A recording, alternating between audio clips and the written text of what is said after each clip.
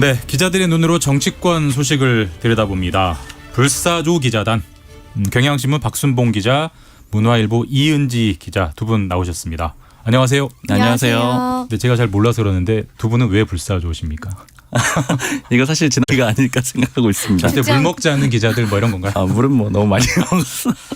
네, 일단 일부에서도 다뤘던 주제이긴 한데 워낙 오늘 이제 주요 뉴스니까 이제 간호법 거부권 행사. 사실 이제 그 윤 대통령이 양곡관리법에 이어서 두 번째 행사한 거잖아요. 근데 사실 거부권을 연달아 행사하는 게 사실 대통령실 입장에서도 부담이라면 부담일 텐데 이렇게 좀 너무 부담되는 결정 아니냐 뭐 이런 시각도 있을 것 같은데 대통령실 내부 어떤 반응, 분위기 이런 건 어떻습니까?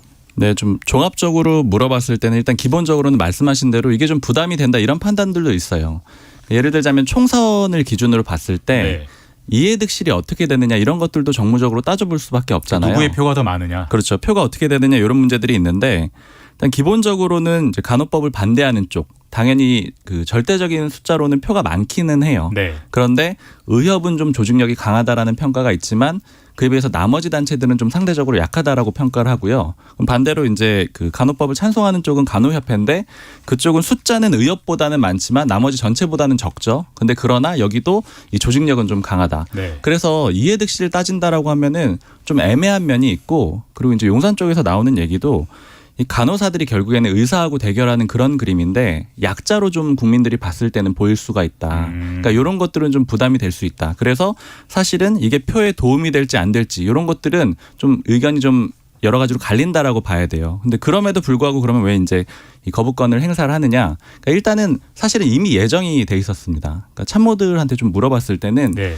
이미 이거는 그 예정이 돼 있었기 때문에 이거를 이제 국민들의 여론이 어떻냐 저렇냐 이런 걸 좀 따지기 이전에 이미 대통령의 뜻이 그러했다라는 거예요. 이미 예정이 돼 있었다는 게 구체적으로 어떤 의미예요? 그러니까 예를 들자면 예전에 대통령이 이제 미국을 방미를 한 시점에 그때 처리가 됐어요. 예. 근데 그때 용산에서는 계속 예를 들면 의장실에서 상정을 할 거냐 말 거냐 이런 걸 관심을 갖고 있었는데 주요한 법안에 대해서 대통령이 없는 시점에 처리하는 거 일단 이게 첫 번째로 마음이 걸리는 거고 네. 그다음에 두 번째는 이제 형식을 좀 얘기를 계속 하고 있습니다. 그러니까 지금 이 법안 자체의 찬반의 그런 문제보다는 이제 이런 얘기를 해요. 이 절차가 가장 큰 문제다. 그러니까 단독 처리했다 뭐 이런 맞습니다. 건가요? 그러니까 충분한 협의가 이루어지지 않고 단독 처리했다라는 점을 계속 문제를 삼고 있는 거고 그리고 이제 이렇게 얘기하는 이유 중에 이런 배경이 있어요. 그러니까 앞으로 방송법도 그렇고 계속해서 야당이 단독으로 처리해서 올라오는 법안들이 있을 텐데 네.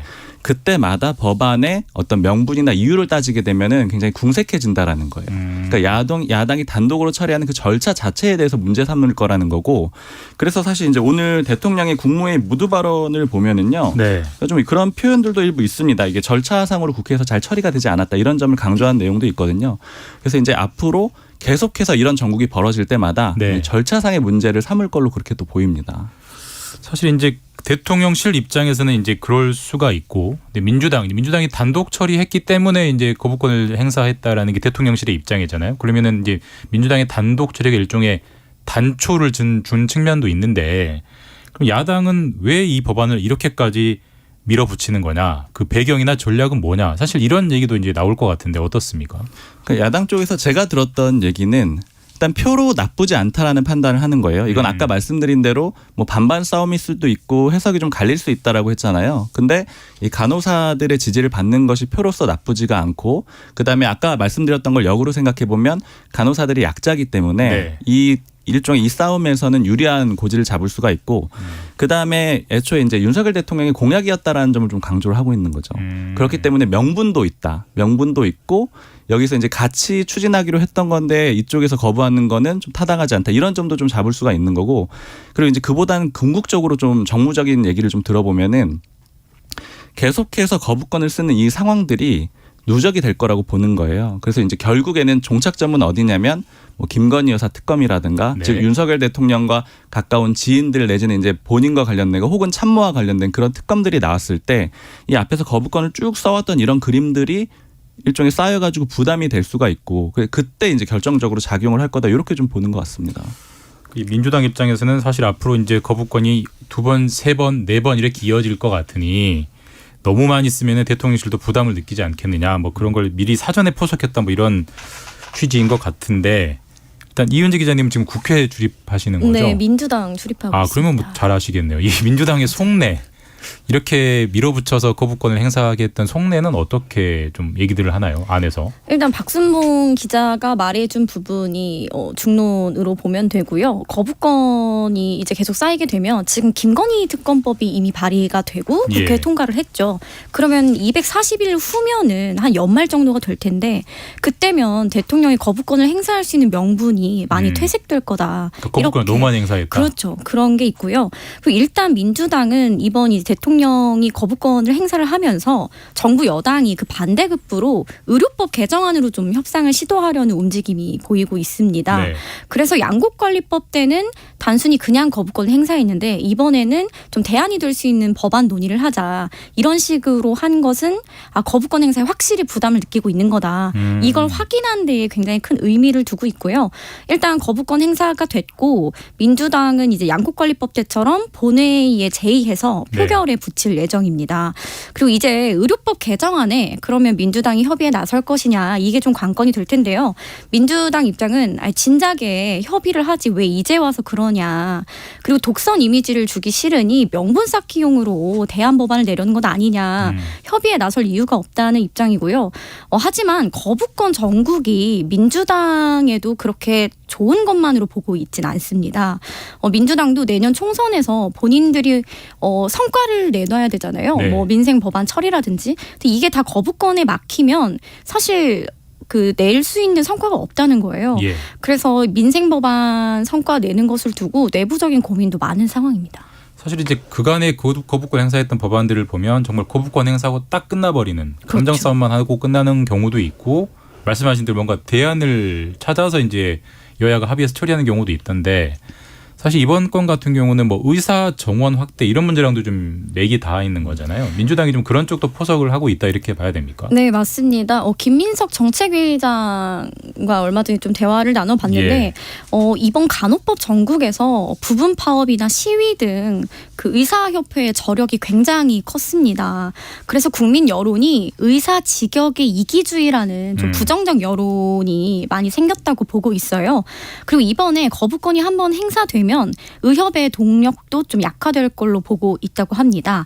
그래서 민주당은 이번 기회로 그 의대 정원 확충의 동력을 오히려 얻을 수 있는 계기가 됐다고 보고 있고요. 이 부분도 조만간 법안 추진에 나설 거라고 합니다. 그러니까 그게 해석을 하자면 이런 거죠. 그러니까 이제 의사협회가 간호법은 거부를 했지만 의사협회가 또 싫어하는 것 중에 하나가 의사 정원 그렇죠. 확대 문제인데 그 문제까지도 더 이렇게 세게 발목을 반대할 잡을 수 수 없을 있겠느냐 거다. 이제 그런 게 민주당이 이제 전략 뭐 어떤 거기에 깔리는 보관 뭐 이렇다는 말씀이신 건데 어쨌든 이건 좀 상황을 좀 계속 지켜봐야 될 것 같고 그리고 그 예. 여권 쪽에서 이제 좀 이면에서 좀 하는 얘기들은 어떤 여권? 건? 네, 네. 여권으로 해서 이면에서 나오는 얘기들은 일단 이 간호법 이슈가 그렇게 국민들의 주목을 많이 받고 있지는 않다라고 좀 판단을 하고 있는 것 같아요. 그러니까 이 이슈 자체가 그렇게 아까 약자 프레임 때문에 유리하진 않은데 국민들의 표현을 이렇게 하더라고요. 인지도가 그렇게 높지가 않다. 그런 얘기를 한 가지 하고 있고 그다음에 사실은 거부권 쓰는 거 물론 예정이 돼 있었던 거지만 부담이 될 수밖에 없는 상황이었는데 이제 김남국 의원권이 터져가지고 네. 그 부분도 상대적으로 좀 괜찮다. 이 얘기를 상대적으로 하고 이석이 됐다. 그렇죠. 네. 그리고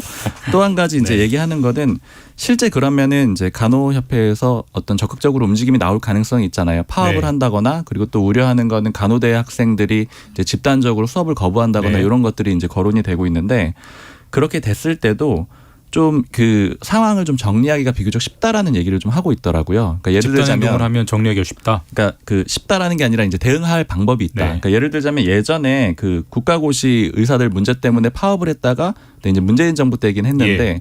그 복귀 명령을 내려가지고 금방 좀 정리가 됐고 예. 이런 과정들이 있었는데 간호협회 같은 경우에 좀 따져보면은 일단은 그 동네에 있는 의원 같은 경우에는 대부분 간호조무사들이거든요. 그래서 동네 의원들에는 일단 피해가 없고 그럼 이제 주요 대학병원 같은 데들에서 좀 피해가 있을 수가 있는데 네. 이제 이런 것들도 복귀 명령을 하게 되면 쉽게 좀 처리가 되고 그다음에 그 과정이 여론상 나쁘지 않을 거라고 본다라는 거죠. 왜냐하면 이 복귀 명령을 내리는 과정은 물론 이제 간호법에서 비롯이 됐지만 이 국민들의 이제 불편이나 이제 불이익 이런 것들을 막기 위한 취지로 하겠다라고 선언을 할 수가 있잖아요. 그러니까 그렇게 했을 때 대처하기가 나쁘지 않다 전체적으로 이런 그림들을 좀 얘기를 하고 있어요.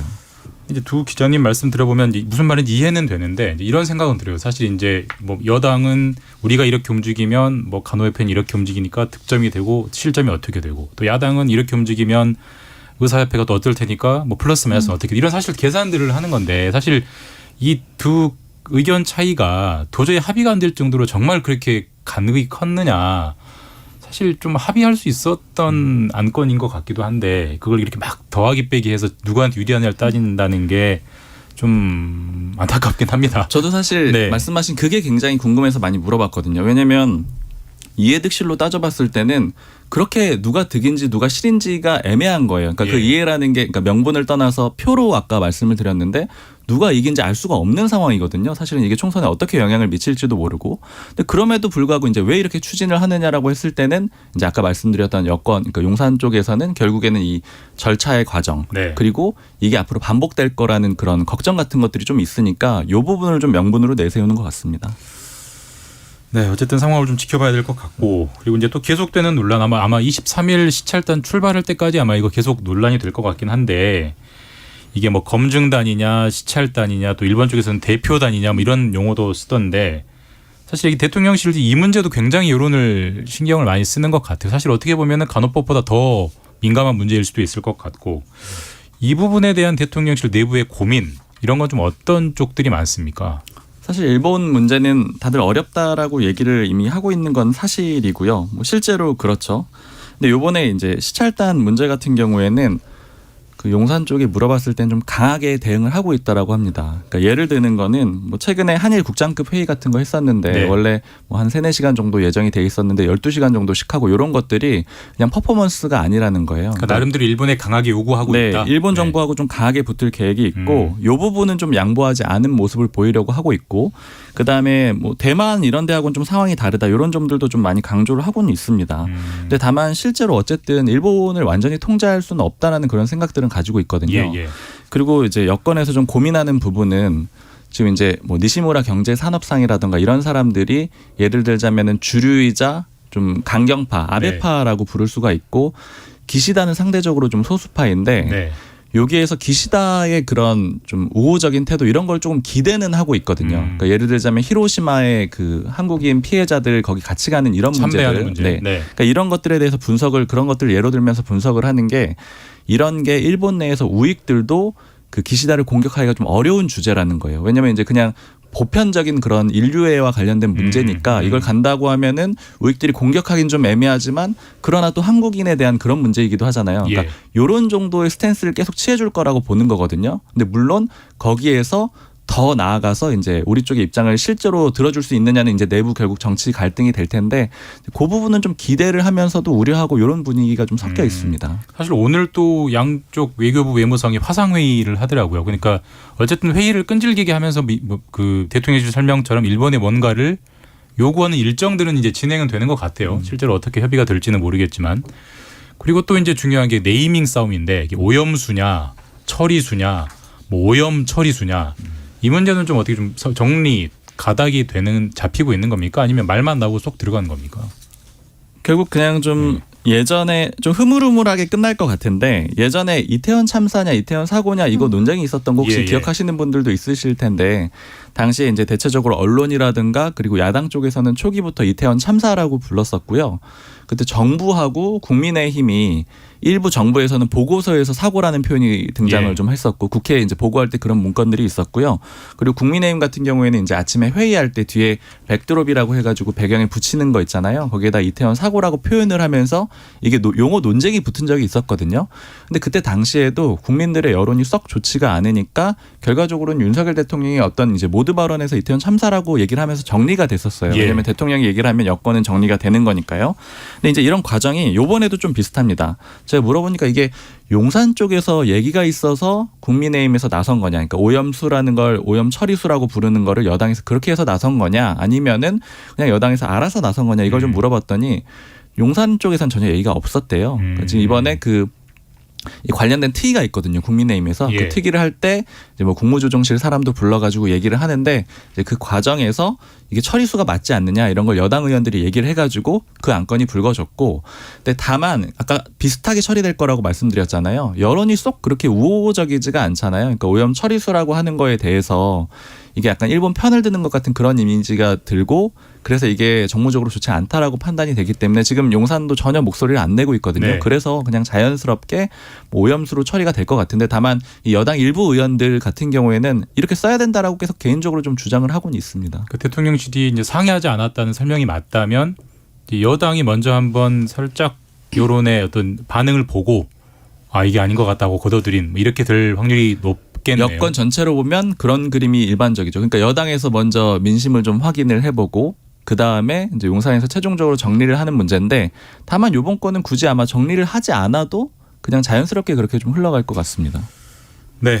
그리고 이제 김남국 의원 이제 코인 투자 문제. 사실 이게 이제 일요일에 그제 민주당의 쇄신 의총이 열렸고, 쇄신 의총 때는 굉장히 좀 지도부의 선제적이고 강한 조치를 주문하는 의견들이 많이 나왔다고는 하는데, 정작 공개적으로 발표된 결의문은 굉장히 좀 두루뭉술하게 나왔잖아요. 왜 이런 간극이 생긴 거냐? 이 차이가 뭐냐?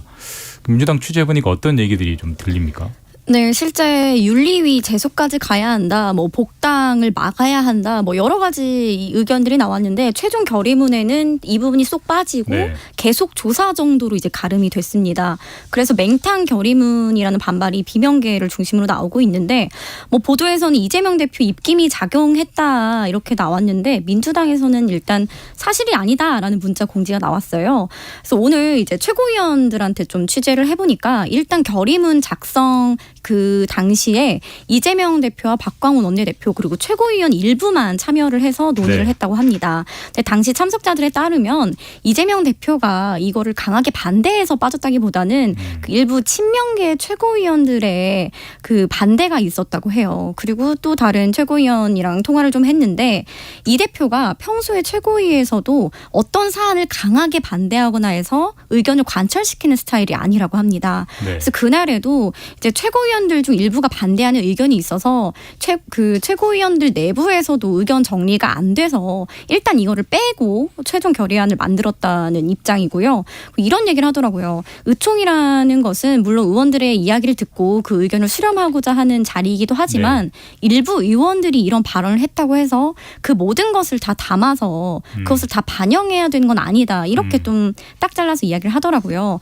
그리고 그 윤리위 제소를 넣지 않은 이유가 두 가지가 있다고 합니다. 첫 번째는 이미 국민의힘이 제소를 한 상황입니다. 네. 그런 상황에서 민주당이 또 하는 게 과연 의미가 있느냐 이런 논의가 좀 지도부 내에서 나왔다고 그러니까 합니다. 보여주기 아니냐. 그렇죠. 만약 국민의힘이 제소를 안 했다면 그걸 넣었을 것 같다고 합니다.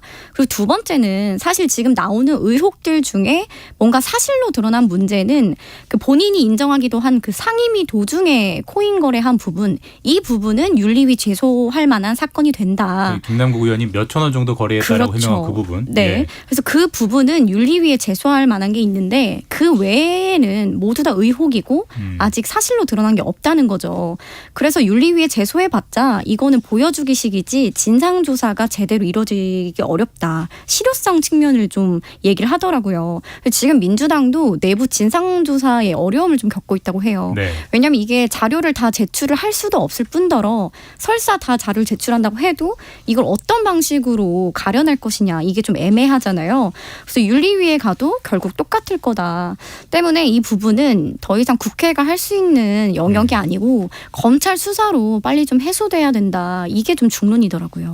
근데 이제 그런 말을 들으면 사실 이제 야당 지도부가, 여당도 아니고 야당 지도부가 진실 규명을 검찰에게 다 맡기겠다. 우리는 사실상 할 수 있는 게 별로 없다. 이런 스탠스로 나오면 민주당 지도부가 너무 나이브한 거 아니냐, 너무 안이한 거 아니냐, 사실 이런 얘기가 안 나올 수가 없잖아요. 그 부분에 대한 내부 의견 이런 건 어떻습니까? 네, 그래서 지금 윤리위 제소의 이런 실효성에도 불구하고 민주당이 너무 손 놓고 있는 거 아니냐, 초기 대응에 실패했다 이런 비판이 나오고 있는데요. 그래서 지금 민주당 지도부도 기자들이 윤리위 제소 끝까지 안 하는 거냐, 내부 조사 어떻게 하는 거냐 이거에 대해서 굉장히 곤란해하고 있어요. 내부적으로 할 수 있는 건 사실 여의치가 않은데 그런 이야기들은 계속 나와서 그래서 내부적으로는 아직 이 윤리위 제소 건에 대해서는 내부 논의가 아직 안 이루어졌다고 하고요. 또 이런 문제가 있다고 해요. 그 여전히 윤리위 제소는 부담스럽다는 입장인 게 윤리위에 제소된 여야 의원 합쳐서 30명이 넘습니다. 현재. 윤리위는 제소만 되지 그렇죠. 결정되는 걸 본 적이 없으니까. 그래서 김남국 의원을 만약에 이번에 제소를 하면 그럼 그 전에 제소됐던 30명 넘는 의원도 다 같이 조사를 할 거냐, 원포인트로 김남국 의원만 할 거냐, 그런 문제가 있다. 또 그렇게 얘기를 합니다. 어쨌든 뭐 지도부안에서 계속 시끄러운 것 같긴 한데 지금 이제 어쨌든 지금 김남국 의원은 기자들 접촉을 안 하죠. 김남국 의원이 근데 정말 친했던 기자들 전화는 받는다고 해요. 이 기자님 전화는 받습니까? 아니 저는 별로 친하지 않았습니다. 네. 예. 그래서 굉장히 억울해하고 있다고 합니다. 그러면서 자기 어떻게 해야 하냐 그런 것도 물어본다고 하는데 근데 아직도 본인이 상임위 도중에 몇천 원 코인 거래를 한 것 외에는 본인이 대체 잘못한 게 뭔지 모르겠다.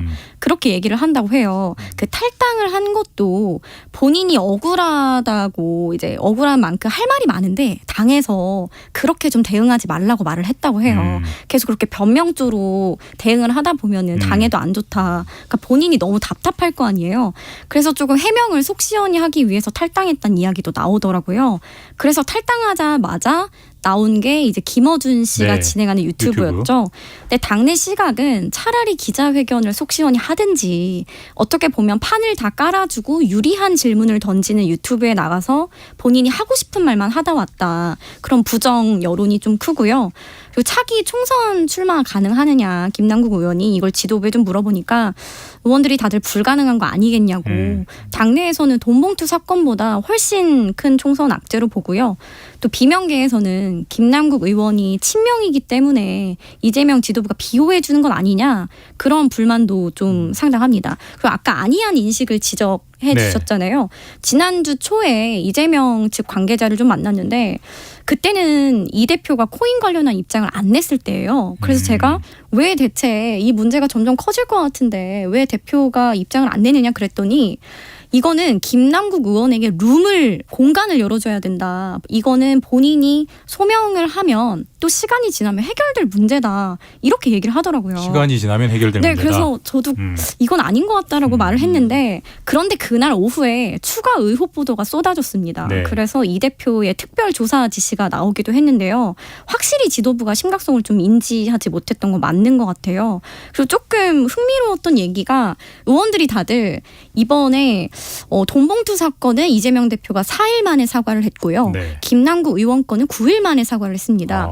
좀 이게 좀 길어진 이유가 사실 김남국 의원에 대한 의원들의 시각도 좀 영향을 미쳤다고 합니다. 그건 무슨 얘기예요? 다들 네. 평소에 네. 김남국 의원이 늘 바라보는 시각이 조금 실수도 있고 부족한 면이 있는 친구지만 열심히 하려는 의원이다. 그런 인식이 좀 있었대요. 파이팅이 넘친다. 네, 하지만 그 뭐 잔실수나 조금 뭐 정치 신인이다 보니 부족한 면도 있다 이렇게 봤다고 해요. 그래서 이번에 코인이 터졌을 때도 또 김 의원이 뭐 좀 사고 쳤나 보네 이렇게 좀 생각을 했다는 거예요. 그래서 만약에 평소에 좀 이분이 영악하고 뭐 약간 돈을 뭐 밝히고 이런 스타일이었으면 즉각 대처를 했을 수도 있는데 김남국 의원의 이미지가 평소 그렇지 않았다는 거예요.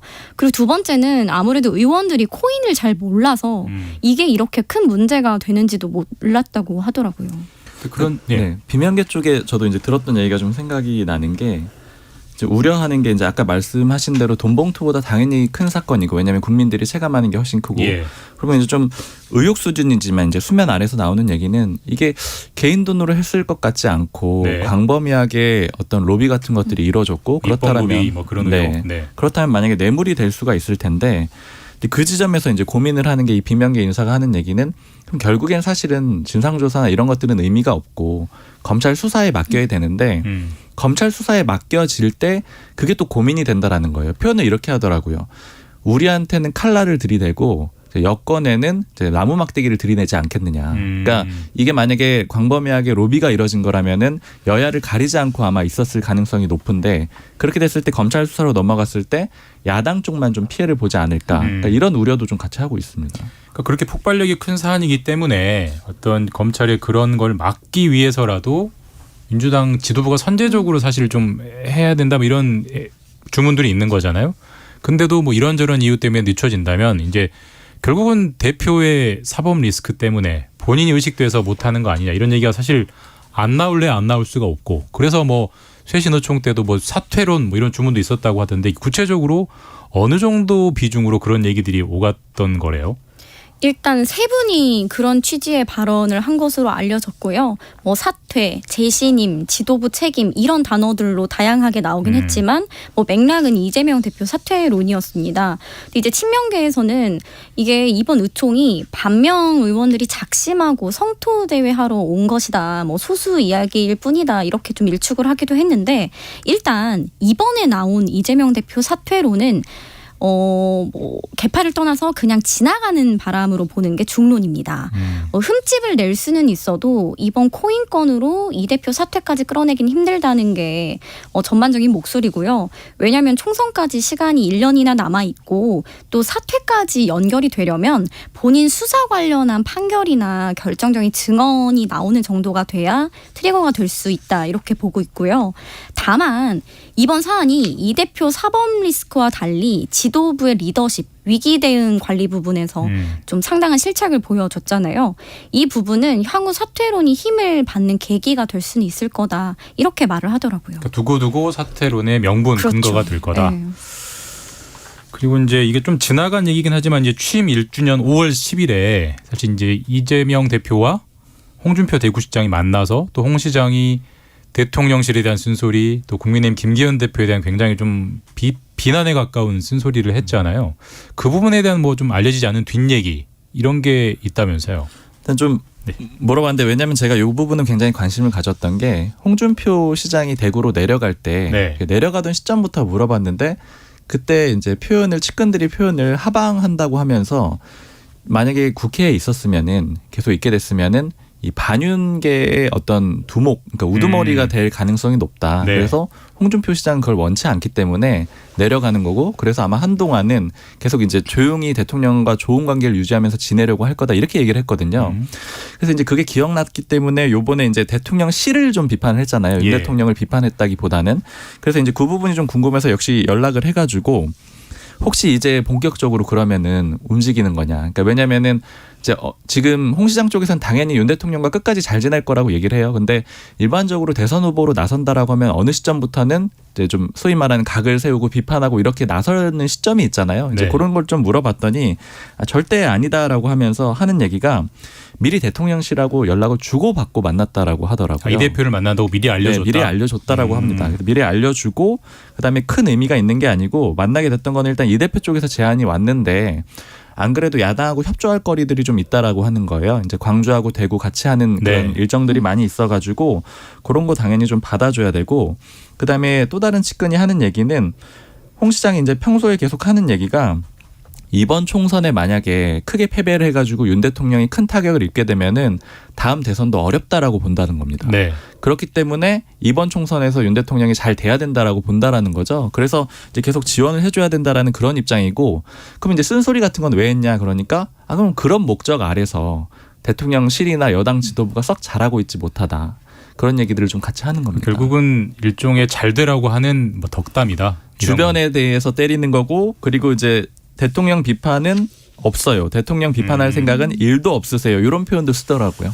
진짜 속내가 그런지는 좀 지켜봐야 될 것 같고 이 문제 워낙 관심이니까 짧게 다루고 갈게요. 그 이제 민주당이 공천 룰을 발표해서 그 재판 중인 사람도 이제 출마할 수 있게 해서 이게 결국 조국 전 장관 출마 관련된 거 아니냐. 근데 조 전 장관이 구체적으로 좀 움직임이 있나요? 일단은 주소지를 이제 관악으로 옮기면서 출마설이 나오긴 했고, 그리고 네. 책을 내가지고 또 광주에서도 출판기념회를 하는 등 좀 활발하게 활동을 하고 있는데요. 일단 민주당에서는 얼마든지 출마할 수 있다고 보더라고요. 그리고 이미 정경심 씨가 유죄 판결을 받고 복역 중이기 때문에 이제 이런 얘기를 하더라고요. 우리나라 민심이 이미 한번 벌을 받고 꺾인 사람은 더 밟지 않는다. 네. 때문에 조국은 이제 바닥을 쳤기 때문에 올라갈 만 남았다. 네. 조국의 강은 말랐다. 이런 표현까지 좀 하더라고요. 그래서 조 전 장관이 나온다면 좀 경쟁력이 충분하기 때문에 승산이 있다. 이렇게 좀 보고 있고요. 근데 상황은 그런데 아직 본인의 입장은 아직 그렇죠. 나오지 않고 있고. 근데 뭐 그 조 전 장관을 잘 아는 사람들의 이야기로는 아마 본인이 직접 나오진 않을 것이다 성격에. 대신 남을 돕거나 누군가 대리인으로 세우는 형태로 본인의 명예 회복에 나서지 않을까 이렇게 얘기를 하더라고요. 네, 오늘은 여기까지 이제 들어야 될 것 같습니다. 박순봉 경향신문 기자 그리고 이은지 문화일보 기자와 함께 불사조 기자단 함께했습니다. 두 분 감사합니다. 감사합니다. 고맙습니다. Splish splash, I was taking